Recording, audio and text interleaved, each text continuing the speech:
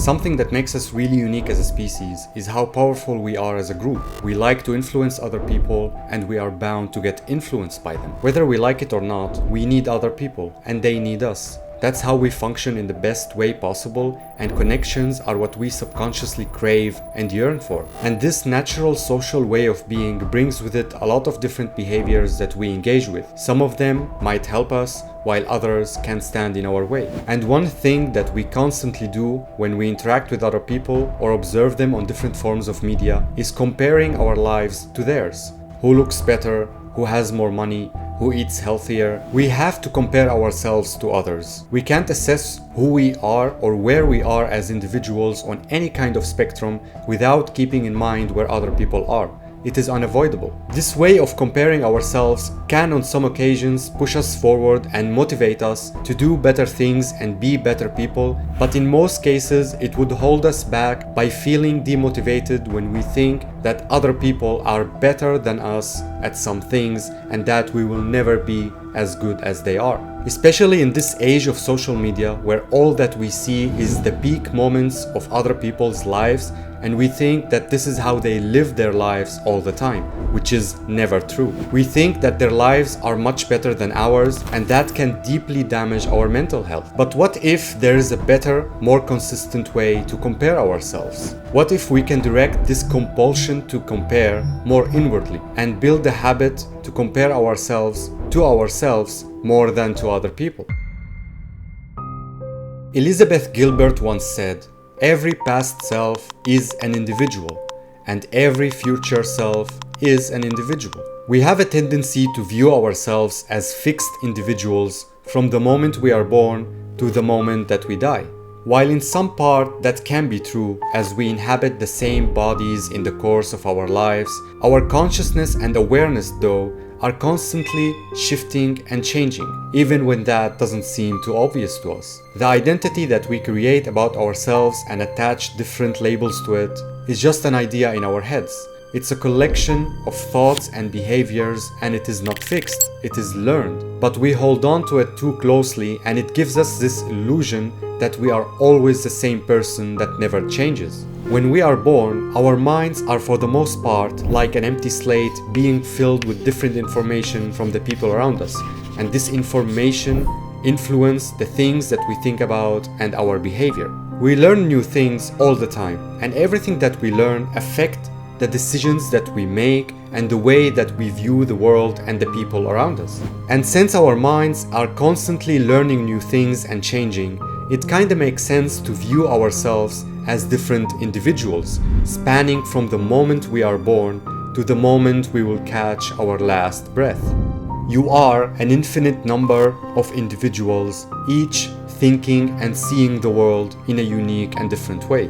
Viewing yourself in this abstract way, comparing who you are now to who you were in the past and who you will be in the future, can be really beneficial and helpful in your life when you are on the path of self-improvement.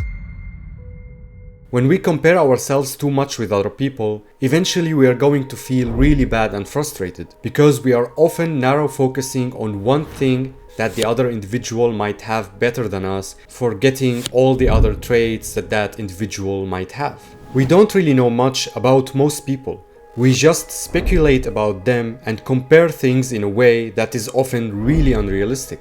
We disregard so many aspects of their personal lives and characters that made them the way that they are and help them achieve and attain the things that we are comparing ourselves to. In other words, comparing ourselves to other people is often based on some fantasy in our heads about who these people are and doesn't really make much sense. And a lot of the times it is accompanied by negative, destructive emotions like jealousy and envy. And contrary to the little that we know about other people, we actually know a lot about ourselves. We know what we have been through, all the decisions that we made, and why we have made them. We are aware of every version of ourselves and how we have changed over time. And since we know ourselves on a much deeper level than other people, self-comparison can be much more consistent and grounded in reality. Self-comparison can help us see how we used to behave in certain ways in the past and what made these behaviors change over time,